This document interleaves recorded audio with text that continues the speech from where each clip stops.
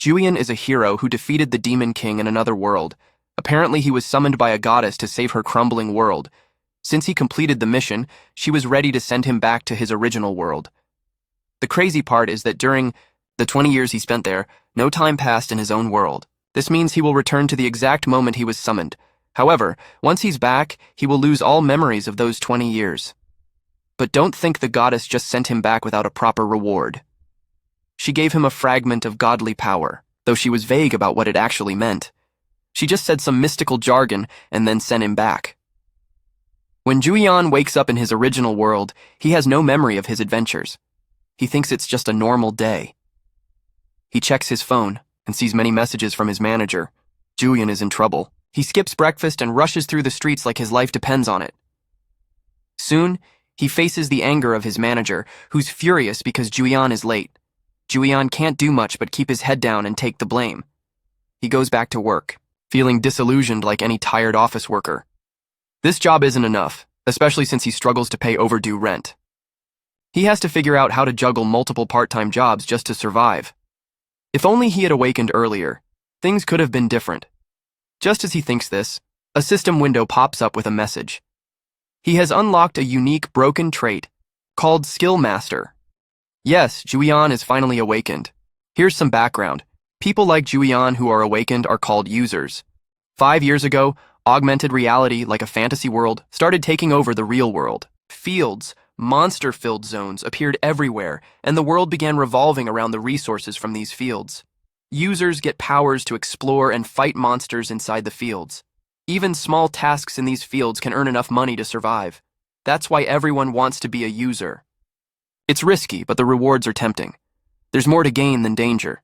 Of course, not all users become famous. Some awaken with top-tier unique traits right away. Others don't get lucky. At the top of the food chain is the world's #1 user, Muhammad Al. He was the first to reach level 70 and has an SS-grade unique trait called Dragon Speech. One day, Muhammad Al uploaded a video showing an incredible power.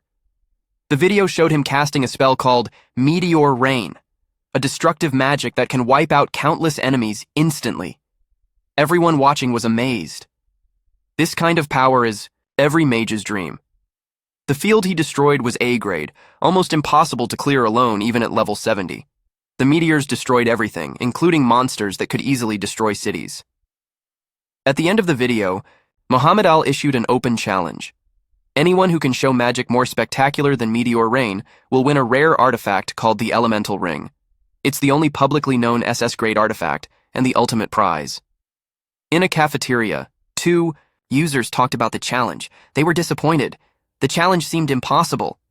One woman thought Muhammad's challenge was a trap. No one really has an SS-grade trait like that, and even if they did, Muhammad wouldn't just give away the ring. It was probably just a show of strength. The video went viral and became the hottest topic on every news channel. Muhammad's challenge seemed impossible to beat until Julian showed up. Standing in a field, Julian flicked his finger casually, and meteors rained down from the sky, destroying everything. The meteor shower was so powerful nothing survived. After causing all that destruction, Julian gave a thumbs up, silently thanking Muhammad Al for teaching him the skill. Everyone watching was stunned. People flooded the comments, asking, "Who is this guy?" Here's more lore. When users awaken, they get one unique trait that boosts their skills. It's like choosing a class in a game. Some famous traits include Dragon Speech, which makes a mage stronger than a dragon, Miracle, which can heal or even revive the dead, Regeneration, which lets someone regrow limbs, and Lethal Strike, making a user a deadly warrior. But no one had ever heard of Skill Master, Julian's trait. After searching online, Julian found almost nothing about it. Traits have grades from F to SS. Julian's trait was an unknown EX grade, but his stats were surprisingly low, which was strange for such a high-grade trait. He only had 2 sub-traits, which was disappointing. Julian was confused but hoped he'd get more info soon. The system gave him a quest to copy a skill. Once he copies it, he earns 20 SP, skill points. But copied skills disappear at midnight. To copy skills, he must watch other users in the fields, dangerous given his low stats. Still, he had no choice. He needed to copy a skill to complete the quest. He remembered Muhammad Al's Meteor Rain. After watching the video, the system showed all the skill details and allowed Julian to copy it. He was shocked that he could copy skills just by watching a video at home.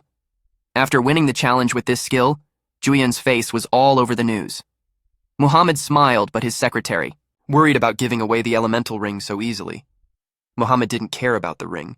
He was fascinated that someone else was using the skill he had only recently obtained. Muhammad decided to send the ring with a business card and a message hoping to become friends with Julian in the future. Julian, meanwhile, was obsessed with his viral video. He watched it repeatedly and enjoyed the fame. But at work, his manager was angry because Julian was still slacking off.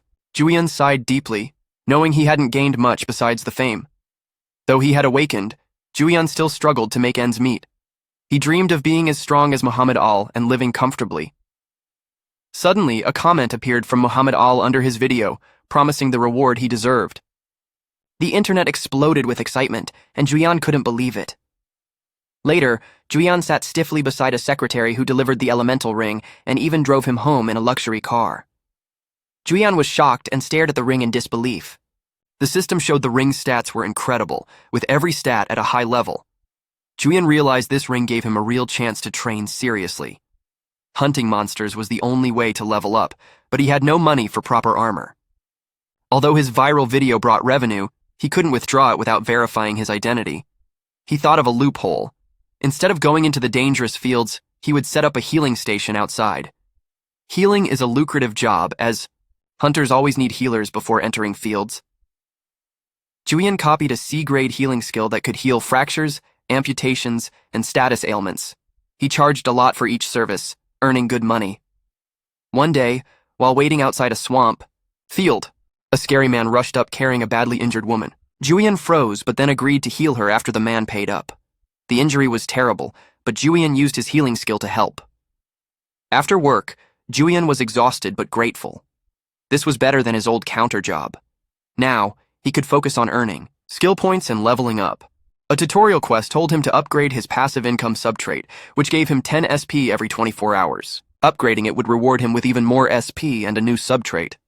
Julian planned to copy more skills to increase his power, saving videos to watch later since copied skills disappear at midnight.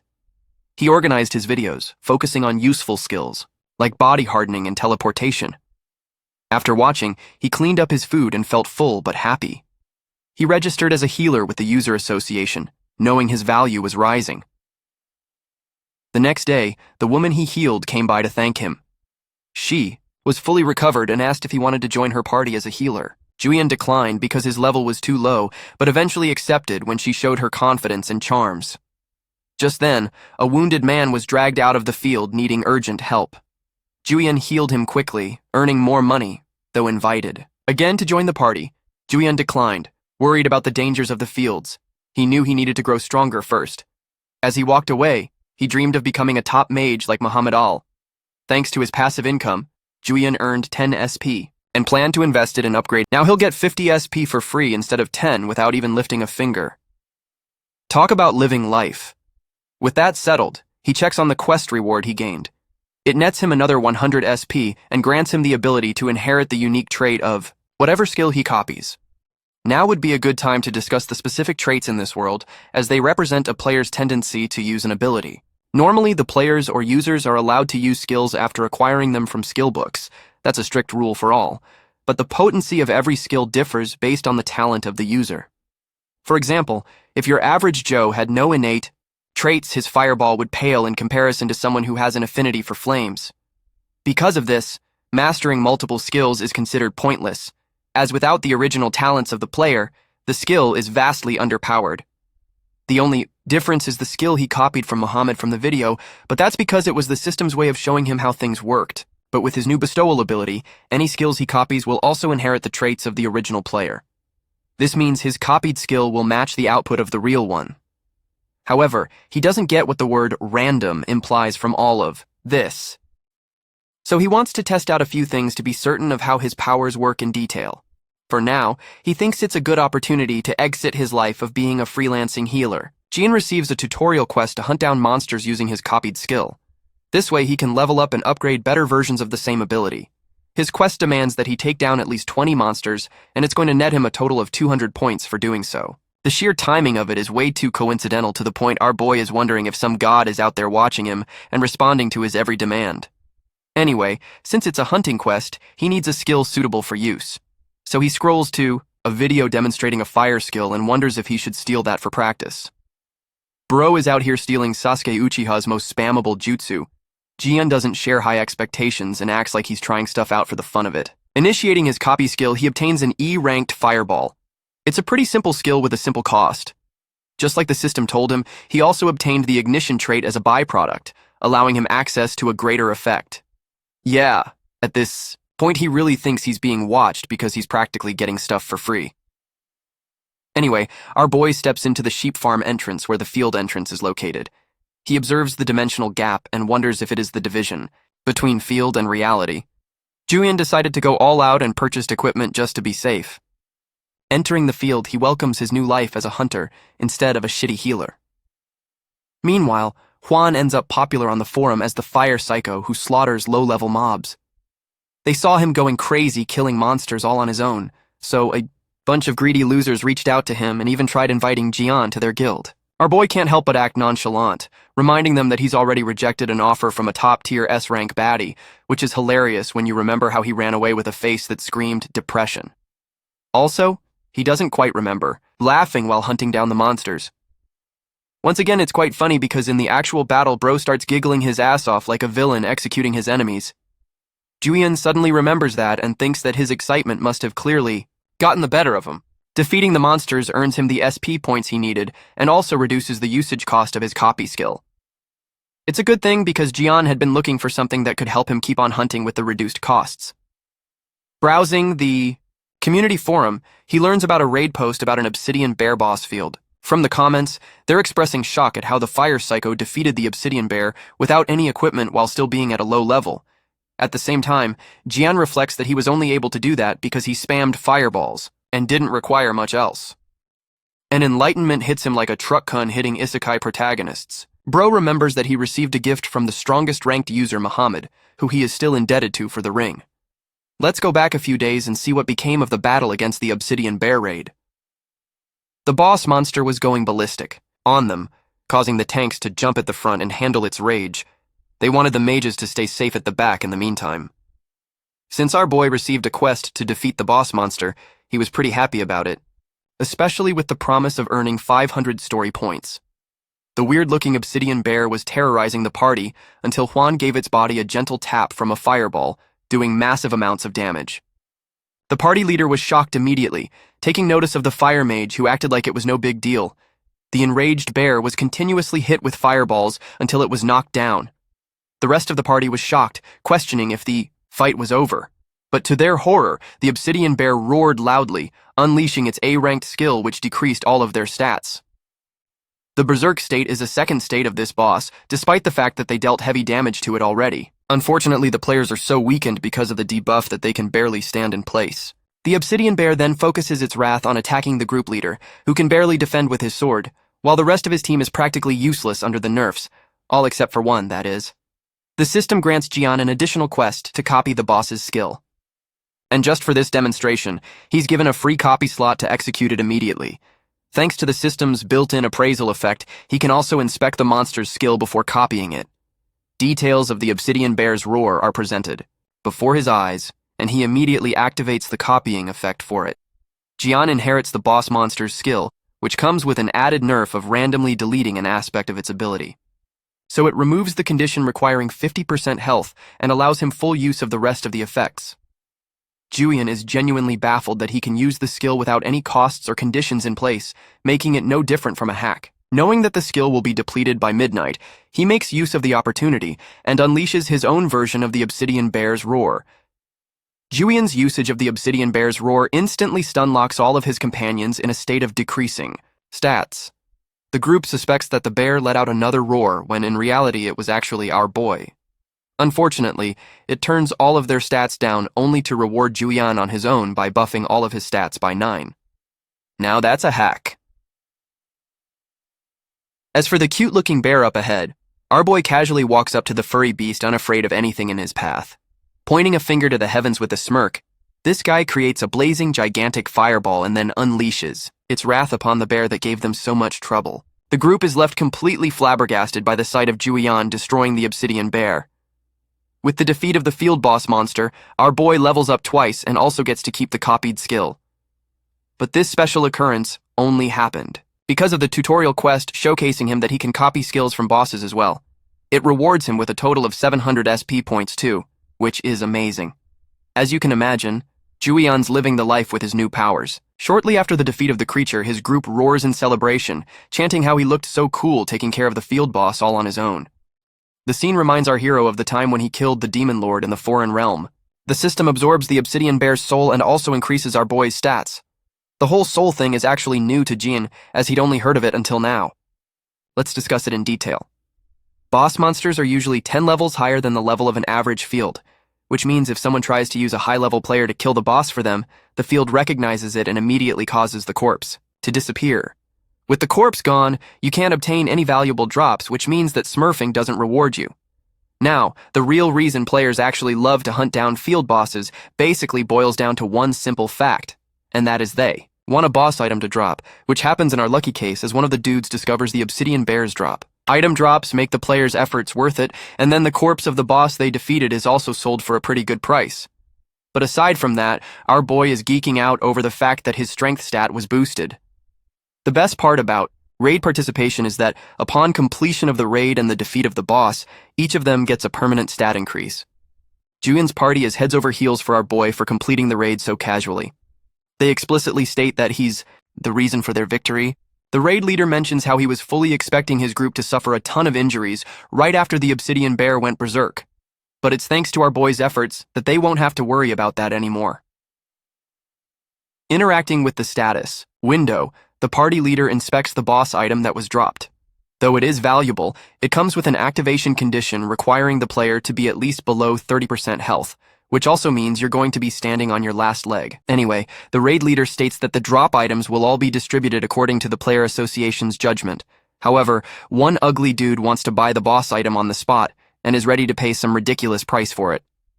Juan politely declines and suggests they let the association handle it, as he wants to keep it for himself. After the raid, Jian returns to the base camp, where he explores the inventory system and his skill tree more closely. He notices that the system actually provides detailed explanations about every skill's effects, which is super helpful. The skill tree branches out into different categories, and he contemplates which path he wants to focus on. So yeah, life is looking up for Julian. With a steadily growing arsenal of copied skills and stats buffed by boss raids, he's ready to explore deeper into this new world where his powers only grow stronger. John hasn't done much yet, but he's kind of happy because the team is holding up well. The players here already have strong skills for an F-rank field, so he expects the main boss monster to appear soon. Maybe he was too quick to say that, because suddenly a big mud-flat crab's claw popped out of the ground and swallowed a monster whole. The group realizes the real fight is about to start since the crab looks much bigger than some of them expected. The boss monster can't move around much, so they're told to attack it straight on instead of going around the sides.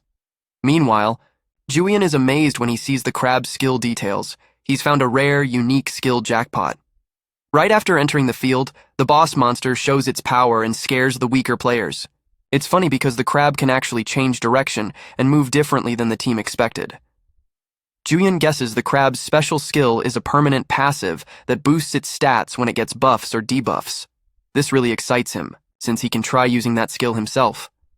The blonde guy, called Bro, is supposed to be the main tank, but is just standing at the back doing nothing. Based on what Bro said earlier, Jian thinks if they keep attacking physically, they'll have problems because of a bleeding debuff that hurts themselves. The party's archers keep the crab at a distance, but Jian wonders what their plan really is. Even the crab seems confused by the weak attacks that don't work. The fight is slow and frustrating. Because the crab's shell is so tough, arrows can't break through. Seeing this, Bro finally acts like a hero. But he should have helped. Earlier, he asks one of the girls for a buff, but it's not even a real buff. Just role-playing to boost his confidence. If Julian were there, he might have just let the crab kill them all. Julian waits for this awkward moment to end and knows they'll need a powerful attack to beat the boss at once. To his surprise, Bro shows a special power Julian didn't expect. It's called Radiant Power, a double S-rank skill that gives lots of buffs to the target. The buffs last longer if the target is higher rank. Julian is super happy because he basically found a rare skill in a weak F-rank field. He remembers talking to a sales lady about equipment. Many players upload videos, so the store sells items for that too. She explained the tech stuff, but it went over both Julian's and my head. Back in the fight, Julian finds out his glasses can record the battle. This lets him watch the fight. Any time to study skills. If he uses Radiant Power with the Crab skill, it could be an amazing combo to boost his stats. The S-rank buff skill actually comes from the sales lady, who doesn't even realize how valuable it is. After getting buffed, Bro decides to fight for real. But first, he asks Julian to hit the boss hard. Julian casually creates a huge fireball and hits the crab with massive damage. Then he uses a special skill called Chant Explosion to blow up the fireball again, increasing the damage even more. The crab is defeated quickly. It's basically cooked, so they can eat it now. Bro is upset that Julian stole his moment. Thinking the crab was about to do something special, Bro rushes in to finish it off but is just swinging his sword at a dead crab. Instead of feeling embarrassed, he's proud of himself. If brain scientists looked inside his head, they'd find no brain activity. The other party members all look shocked and confused. Jian notices a sudden change. The crab's change-resistant skill is now part of his abilities. Now he just needs to go home and try combining change resistance with radiant power to see what happens. With the boss down, Bro just wants to leave, but the group looks at him like he owes everything to Julian's attack skill that saved them. Bro, jealous, tells everyone to focus on sharing the loot, not wasting time on him. He's glad the girl still supports him until she suddenly starts fawning over Jian too, breaking his heart. The group agrees Julian deserves the biggest share because of his contribution. One of the agents watching reports no item drops from the boss this time and says they'll focus on the next field instead. Meanwhile, Hoju's eyes change color as she looks at the sky. She's clearly mysterious. Next, Julian fights lots of monsters to finish a daily quest and earn 300 points. Leveling up to 3 wears him out. He tests the 2 new skills by combining their buffs, which are amazing, but there's a problem. He doesn't have enough copy skill slots to use both fully. Since both skills buff and he can't copy more than 2 skills at once, the combo doesn't help yet. He needs a 3rd copy slot, which is frustrating because he just wants more skill points SP to rank up. Julian lies in the quiet field hoping for a miracle or a special quest to get more points. Suddenly, a system message pops up with a tutorial quest that gives 4,000 SP, just enough to reach skill rank 3. Julian is surprised and wonders what the main quest will be. Suddenly, the sky summons a floating island called Sky Island Canal. Julian's quest is to clear this special field full of aerial monsters. The system says the island threatens Earth's existence. The island's arrival alarms the whole country, and the player association is in emergency mode. Airports shut down, and people notice less sunlight. Special fields are appearing worldwide. For example, Japan has a huge landmass near Tokyo, causing worse problems than the Koreans who only lose sunlight. Japan's field is B rank, with monsters level 70 plus destroying Tokyo. That means one monster equals a top warrior. Compared to Japan, Korea's situation looks easier. Because these fields threaten humanity, the player association asks the government for help. They plan to raid the fields and reward players for clearing them. Julian stays calm but realizes things are worse than he thought. He looks for ways to get more SP easily. Bro thinks this is a trick, but realizes finishing the quest will give enough SP to upgrade all his traits by 1 level, motivating him to help. The staff member brings Julian an artifact to appraise. The cursed ring and bracelet don't look special. They add 100 mana but lower strength and agility, balancing out. Julian thinks the extra mana helps a lot since he plans to use magic. He wonders if he should buy mid-range armor too. The price? 400 million won, crazy expensive. Julian acts cool walking away like it's no big deal. Later, Julian and other players wait at the field entrance. He stops using the glasses and buys a body camera instead. Checking online forums, he learns the monsters are stronger than expected, wiping out many players. Forum admins warn melee fighters to stay back since airborne monsters are dangerous and oxygen is scarce. This suggests the field might be D rank, not F rank. Julian isn't worried and thinks others are overreacting, until he's suddenly teleported into the island. The landscape is amazing, and monsters don't seem aggressive at first. Then, he hears a scream. An aerial monster grabbed a player who cries in fear. Bro has a bad day as the monster drops him from high up, killing him instantly. Griffin-like monsters circle Bro, but Julian dares them to attack him. Surprisingly, they ignore Julian and target a tank nearby, the baddie and her brother whom Julian knows. The monsters charge at their shield, but the barrier protects them. This lets the S-rank mage prepare her firestorm skill, engulfing the birds in flames and killing them. Julian is impressed by her power. The baddie is still not satisfied, and her brother warns her to stay alert. Julian thinks about copying Firestorm since he already has Fireball. The baddie says a healer would have prevented her injuries and regrets not recruiting Julian for his healing skills. Julian struggles with some sticky slimes clinging to his legs. The baddie and her brother watch him from afar. It's embarrassing when they call him their healer. Bro is depressed after losing his pride and aura. The slime saves Julian from a tough fight, but Julian feels bad for his expensive shoes. The tank isn't impressed and expects the baddie to finally stop obsessing over Julian. But she just smiles, still obsessed. The mage jokes that the universe wants them all to be in the same party, which worries Julian because he wanted to solo hunt and not reveal his powers. The baddie promises to help him clear the field, so Bro agrees to copy the healing skill again, making her happy. Julian says he'll be back after a bathroom break, but there's no privacy there, so the excuse doesn't work. He realizes he might be his own worst enemy. Soon, monsters attack again, now smarter and throwing big rocks to break the shield. Julian feels useless with limited powers, especially as rhinos charge at him. But Hiji confidently steps up, using Firewall, Fire, Rain, and Fire Spear to defeat all the monsters easily. Julian is amazed and asks if S-rank players usually have many skills. She says yes, but that she bought her skills from expensive skill books. Next, they fight an aquatic monster. Julian stands back, bored, and uses a huge fireball, even bigger than usual. Hiji notes it's stronger than her fireball because Julian forgot about his overcharged skill that boosts damage by 20%, but uses more mana. Bro says it's a defensive healer skill, but the baddie isn't fooled and asks his mana amount. He lies and says it's decent, but really he has a lot of mana, enough to use the fireball 13 more times. The fight finishes fast. Julian uses healing and mana recovery skills with Hiji's help. They start talking about future plans and monsters. Julian wants to get stronger and level up more. Then the baddie warns Julian he shouldn't wander alone. Julian promises to stay near the party. He's curious about what Sky Island will bring next and is ready for a big adventure. From the look on Julian's face, it's clear he has some kind of plan, but it's a funny one.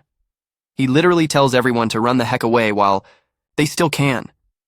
The scene then cuts to forum commenters who are bombarding the boss monster with criticism for being insanely powerful. Apparently, this boss single-handedly wiped out 1,000 players. The once lively Sky Island has now become a graveyard, and everyone believes there's no hope left while this boss is around. After a while, the boss monster reappears. Unlike before, one of its wings has turned black, but this change is only in its appearance. The boss continues its relentless attack, raining down swords on the players just like before. However, this time the players also suffer a new debuff that drains their energy.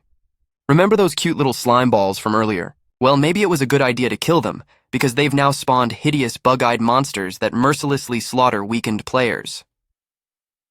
Watching the battle footage, John is alarmed. He realizes escaping last time was a smart move given the boss's powers.